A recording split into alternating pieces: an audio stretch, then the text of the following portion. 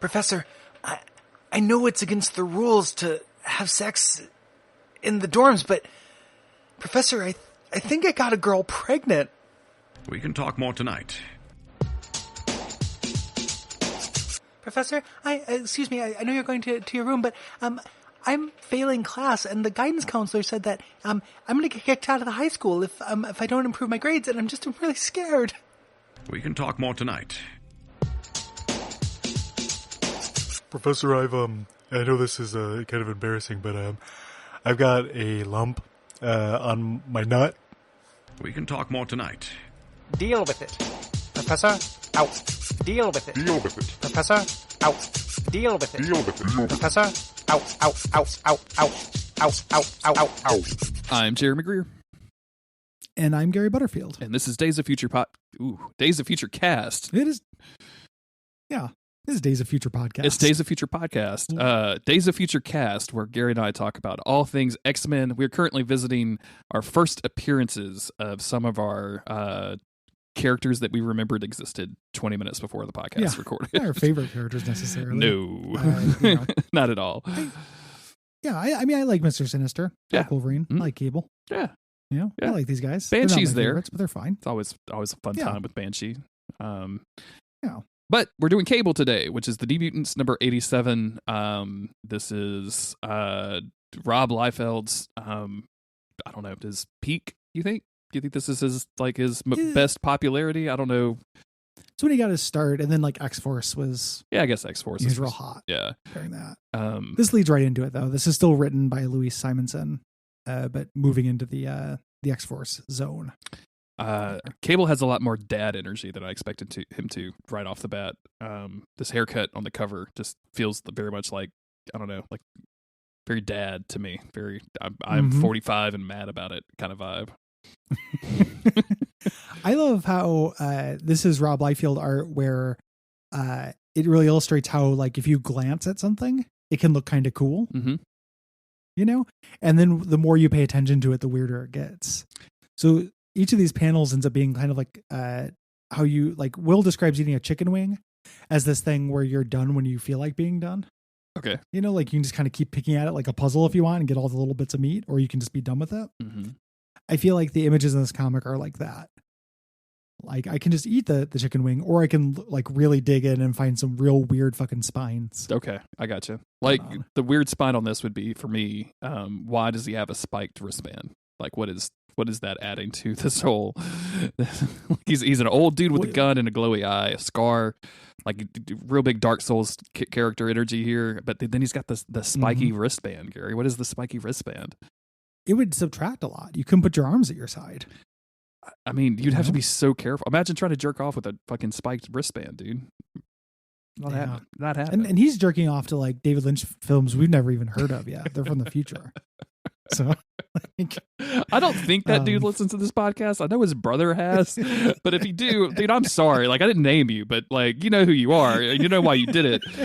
That's you're a weird fucker. That's the kind of motherfucker too. Not Jeremy's fault. That he would listen to that and go no, dude, I was right. It was hot at that moment. It was he would argue back. He would definitely argue back about the hotness of the weird sex scene in David Lynch movies. Hopefully they would understand that in a vacuum it's very funny. Yeah, I'm sure. This is a real weird time for New Mutants because they're just in space, or they're in Asgard. They're hanging out with Thor stuff, which is real bizarre to me. But first we gotta catch up on some bad guys. Did we cover this at some point? I don't think we did. I think I may have covered this on a different podcast. I think I've read this issue relatively recently because I remember these dudes breaking into a thing. So maybe it just happens a lot.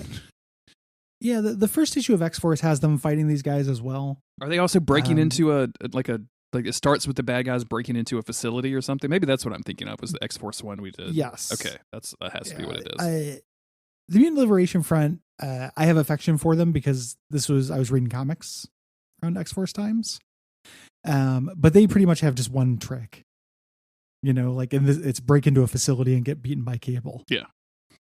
Is kind of their thing. These are the kind of shitty characters that you used to get action figures of in the 90s, but they're never going to do it now. Yeah. Nobody cares about these guys. just real. This individual comic, the cover of this with Cable with the New Mutants in his crosshairs, is very famous. This is going back for a second, but do you remember when you would go to like a Walmart or a Kmart and they would have like one bagged comic for sale? Like you could buy comics at a department store. No, I don't. I mean, our Walmart had a rack of comics for the monthly stuff, if that's what you mean. Because I've bought comics at a Walmart or one of those little spindle things, but I've never when I was a kid in like a Walmart or a Kmart, they would sometimes have in the magazine section certain issues of comics like wrapped in plastic, and I remember seeing this cover there as a kid. Do you think they were just heat shrinking that? I wonder. I don't know. I don't remember it well enough to know what was going on.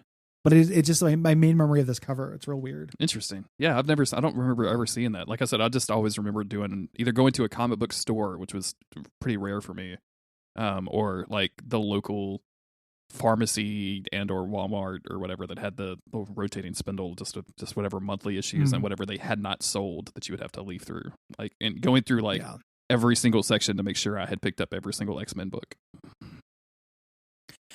They've broken into this facility here, and we get introduced to the Mutant Liberation Front. Yep. We got Wildside, who is kind of like a shitty little Wolverine, but can also distort reality. In this case, he makes his whole team invisible. Reaper, who is like a juggalo with a scythe. Strobe, who shoots fire beams. Forearm, who has 4 arms. Guess what he does, everybody? One of the worst X-Men villains.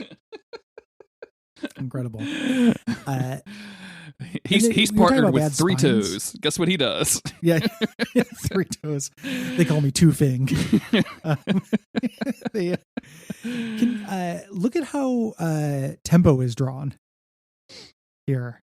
With this enormous she's ass. not very thick, but the proportions are real weird. Yeah. Here. And don't forget Thumbelina. Yeah, and the incredible shrinking Thumbelina. We don't know where they're at or why they're doing anything. No. At this point. They beat up a bunch of guards, and we establish at this point that Tempo, when she changes her time stuff, she slows down relational time so the guards don't move and the bullets move real slow for the whole group, but it takes a lot out of them. Yeah. It's like a haste spell in D&D. Yeah. Makes them very tired. Thumbelina has to fix the bomb real quick. So she shrinks down to fix the bomb. That seems like a regular occurrence in Thumbelina's life of just, hey, small chick, can you fix small thing? And she's like, why do I always get... Damn it. Yeah. I just want to go be a CPA, like that Iceman guy. There's never been a superhero that looks more like she works at the DMV than Thumbelina. Yeah, I'm telling you, dude. So they're setting a bomb here, and then Zero, who is their teleporter, comes and teleports them out. Yeah. At this point, blink if you miss it. Zero as Cable. Yeah. You barely see Zero. But here comes Cable. Yep. He's got a metal arm. He's got big shoulder pads. He's got a bunch of guns. He's got a glowing eye. And he's running up on the bomb, and then it explodes. And then we cut over to space. Space and Asgard. Yeah. I don't know who any of these people are, and I don't care that much. All the weird, like it's Balder and shit. It's the bad guy from God of War. It's the Warriors 3 and all this Asgardian stuff that I do not have very much background with. Affection for, care about. No, it's you name it, dude. I just don't care. Yeah. We're obviously celebrating. It doesn't feel very X-Men to me. Yeah, me either. They're celebrating some victory or another. I vaguely remembered all of the X-Men having to go into Asgard to go fix something, and like some of the X-Men wind up in Paris or something, and then some of them are in Australia. But none of this shit matters because basically somebody gets a letter, and the letter comes from a fairy. And the letter also has a potion that produces 2 men. It definitely looks like a man potion. They were turned to stone. It fixes them. It looks to me like they opened the potion and the potion produced 2 men. So that's what I'm going to roll with. 100%. It's the 2 Asgardian soldiers ash. Yeah. That they just summoned. Exactly. You were not allowed to change my headcanon on this. Yeah. Yeah, well, the Asgardian Ash would be a pretty good one. That's a great one. You can now summon Thor in certain zones. Yeah, if it's next to a weird stake. They also delivered a map so the New Mutants can get home. Yes. Here. And they're really excited. The drama here is that Danny Moonstar is not going to go home since she's a Valkyrie now. Yes. She has to stay in Asgard. Super good. She's very upset. Everybody's very upset. Meanwhile, we have 2 New Mutants who are in the hospital. Rusty and Skids. Yeah. Super fun time talking about Skids. I think this is the 3rd or 4th time Skids has come up on the podcast. It's so gross. Both of them sound like underwear stains. Like, it's real disgusting. And if you put them together, man, Rusty Skids. Not good. Ugh. That's what I'm saying, man. Why? I'm telling you, it's not good shit. It's not good shit. Skids is upset. The last issue, they fought the Vulture. They saved downtown from the Vulture. And Rusty got knocked out and hurt real bad. Looks like. And then Freedom Force came and put them down after they fought the Vulture. Freedom Force was what they had instead of X Factor. Mm-hmm. It was like the government team. And they're actually secretly kind of shitheads. They're led by Mystique. And then eventually they all join X Factor. Yeah. So. We're watching the news, getting a bunch of, who are these people? Why do they want you kind of stuff. Mystique comes in. Something. We don't know anything. We're just dumbasses kind of situation. Well, the news talks about the Mutant Liberation Front are going to free Rusty and Skids. They're going to keep blowing. That's what they're doing, is blowing up stuff until Rusty and Skid are free. They're terrorists. And she's like, they want you free. Who are they? And she's like, I don't fucking know. Dude, I'm in a hospital. I'm in a hospital run by Mystique. Do you think I know anything that's good about my life right now? This doesn't exist. I cannot help you. Back to Asgard, where Warlock is turned into a gigantic ship. Dope. For everyone to float in. Yeah, it's great. Warlock is rad.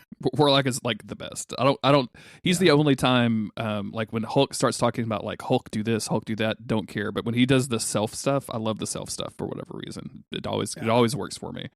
At some point we got to do the Extinction Agenda where he dies, because it's a real tearjerker. Yeah. When it's like self-friend and it's good. It's a good comic. It's good stuff. Everybody's kind of upset that Danny is staying to be a Valkyrie. Danny seems upset about it too, but she's secretly like super pumped to be just a Valkyrie in fucking Asgard as opposed to a mutant on Earth. I'm gonna go make out with Tessa Thompson. Yeah, immediately. Yeah. They all load up and they are crossing the Rainbow Bridge. Yep. They're worried about running into the mindless ones. We cut over to Strife.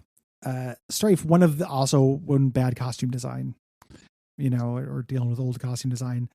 Strife's just like spikes at all random directions. Mm-hmm. Nonsense. This is the guy who leads the Mutant Liberation Front. Yes. And he's talking about how he wants to get Rusty and Skids because they represent mutant oppression, and chokes out Wildside for getting wounded during the last mission. Nice guy. Real similar energy to the Mr. Sinister introduction we had. He practices all of these cape poses, right? Because I don't think it's easy to like pose with the cape. I think you have to really work on that. Like you have to stress out about it a little bit. There are a lot of mirrors, like full length mirrors in Strife's zone. Mm-hmm. He sends everybody else to go kidnap or get Rusty and Skids out. Yes. So they're going to another facility. They could have just done this in the first place instead of like blowing up a building and saying we need them released. Yeah. What was the bomb for? I mean, it's just because so Strife can do cable stuff. Like we know that. Like it doesn't make any, but it just on paper it just makes no fucking sense whatsoever. Like you would think Wildside would be like, I mean, can't we just go get them? Like we have. Like Four Arms has 4 arms. Like he can do stuff with that. Like we could just go get him. Like he can hold 2 people. Like that seems like a pretty easy fit. He could fire 2 bows at once, like those Elden Ring guys. Oh, dude, I love those dudes so much. They're the best. This is the Mutant Liberation Front's like shitty move. Yeah, and they seem like one of the dumber groups of villains that exist. Agreed. They're not going to question things. They come in and their whole move is always to have Tempo slow everyone down. I have a bone to pick with Tempo saying sugar everywhere, because that's you can't have another X-Men character say sugar. Yeah, come on, Louise, what are you doing? Yeah, you get multiple X-Men from the South, but you have to give them a different vocal tick. Yeah, not everybody down here says sugar. In fact, very few people do. Yeah. I had somebody call me baby 3 times in a conversation the other day that didn't know me. Sure, baby. Yeah, whatever you need, baby. And I'm like, I mean, can you just call me Jeremy? Like, I know it's one more syllable, but I mean, like, come on. That's fascinating. So Cable is staking it out too. He's watching them and basically saying, like, I know that I have to take him by surprise, and I'm gonna have to take out Tempo first, and then but no matter what, I'm here to protect and save these 2 mutant kids. So he's there on the side. Meanwhile, our main New Mutants team is in multi-dimensional space, getting attacked by mindless ones, which are just guys. They're just normal dudes. They're just big, strong guys. Big dudes with like visors in the front of their strong suits. This is just like a little micro fight, you know, just because there hadn't been enough action. And the New Mutants don't get to do a lot in this comic. No. So good for them to get a fight. I do like that this one New Mutant who has a mohawk, like you can see his hair growing out, because apparently, I mean, they've been away from, like, you know, a hairstylist for a while. Yeah. Yeah.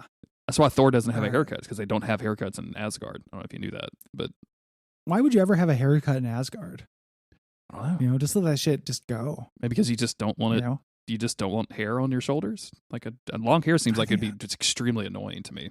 As somebody who has never had long hair in his life, like all my shit just turns into an afro. Like, well, yeah, but not if you're Asgardian. That's because you don't have the Asgardian stock. Oh, so if I was better bred, my hair would be better, Gary? Is that what you're telling me? Yeah, this is the I was trying to make a joke about shitty Asgardian nationalism there, but then I ended up towing the line a little bit too much. So I'd like to walk that back. I love it.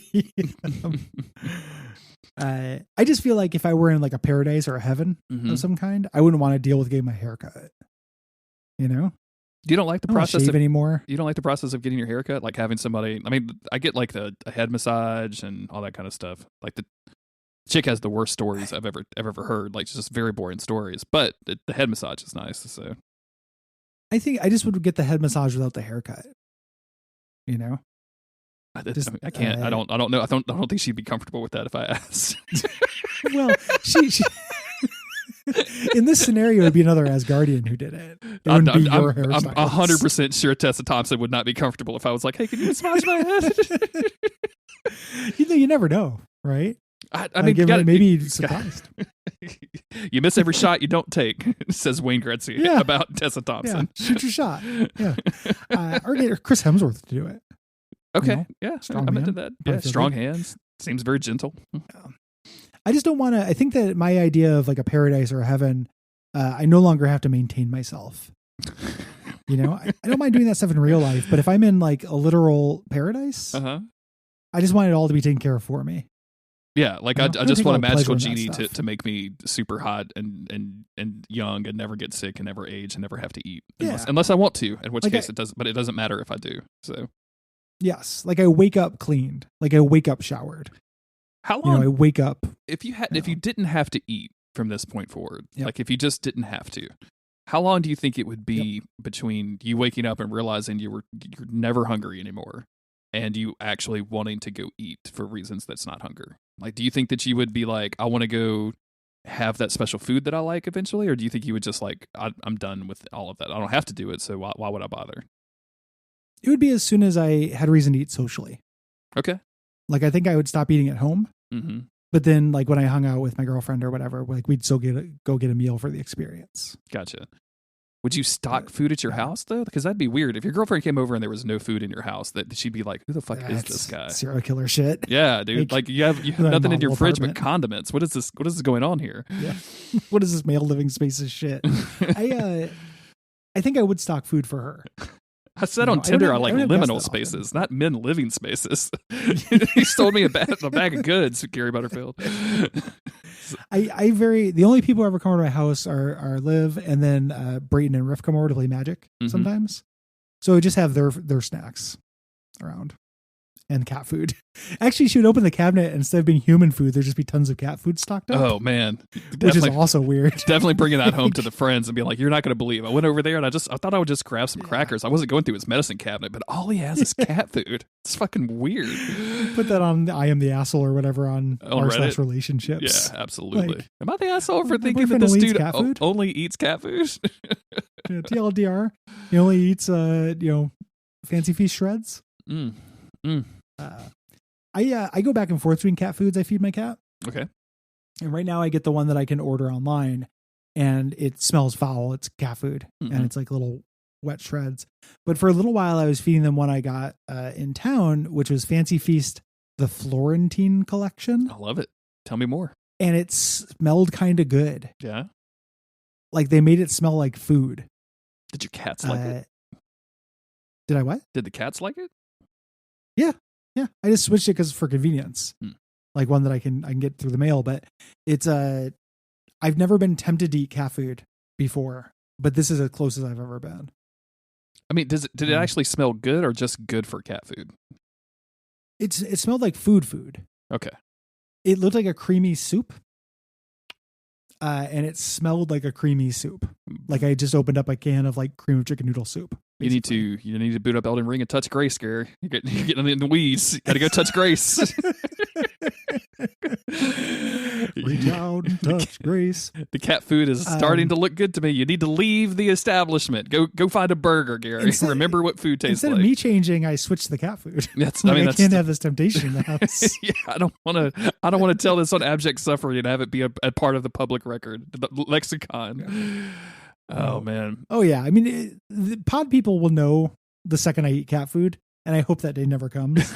But like, the sad thing is, you will or Cole will be the first people to know. Oh yeah. I wouldn't be surprised if there was a group text just to be like, okay, guys, I'm just to save some time here. Dude. Listen, I got a killer anecdote, and I want you all to bid for which show it ends up being on. Who's got the slowest episode coming up? We can talk about cat food. What are we covering in the next couple of weeks? Because I need to figure out where to position this for maximum effect, for maximum impact. Yeah. Oh Lord! Please don't eat cat food. I won't. This really on the table. You know, I started this podcast. If you had asked me, what are the chances of Gary Butterfield eating cat food, I would have said 0%. And now I'm like a strong 72%. I mean, come on, man! It's about the first appearance of Cable. Of course, I've gone to 72%. They get into this little fight. We switch back over to the Mutant Liberation front with Cable like waiting to take his shot. Yeah. As they knock out a bunch of guards. Cable pops out, knocks out Tempo.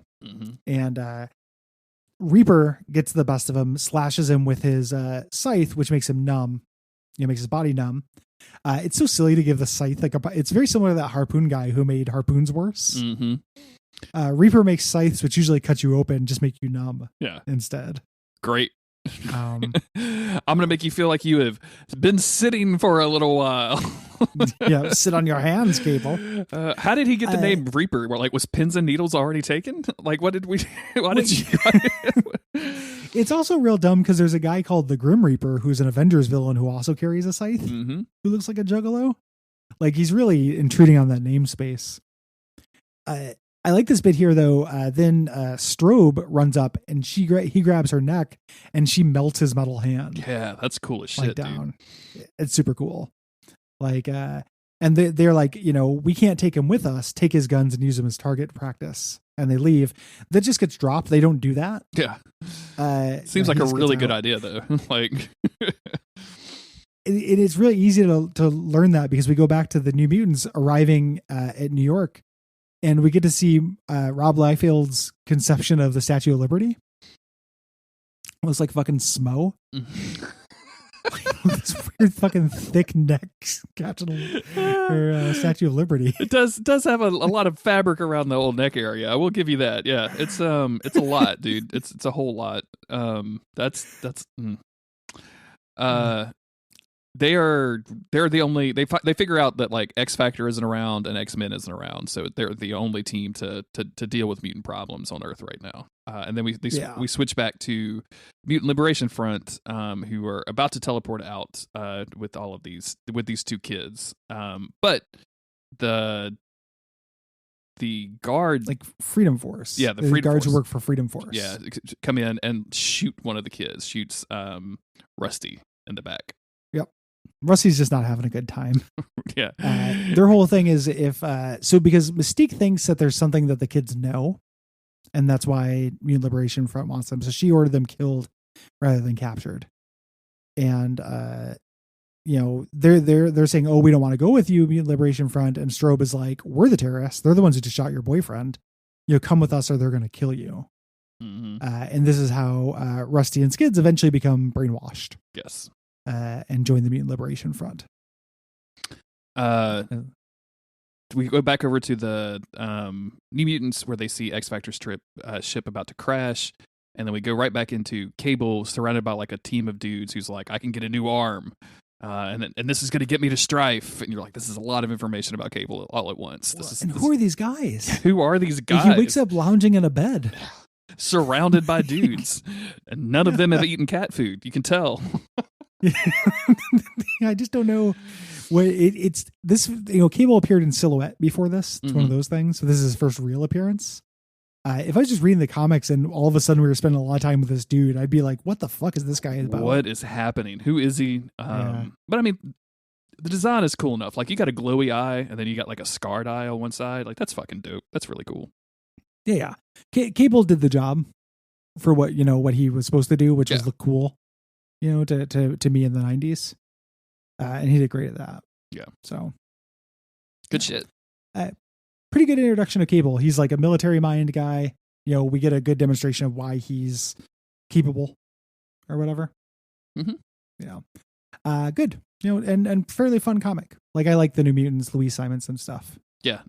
Warlock, the Warlock stuff does a lot for it to sell this. Just like, oh, this is just a goofy weirdo comic and I'll like it. Like it's that kind of situation for me. So it's good stuff. Yeah. Definitely not the worst. That X-Men issue was definitely the worst out of all four of those. Yeah, it's funny. Like it's funnier, but it's a way worse comic. Yeah.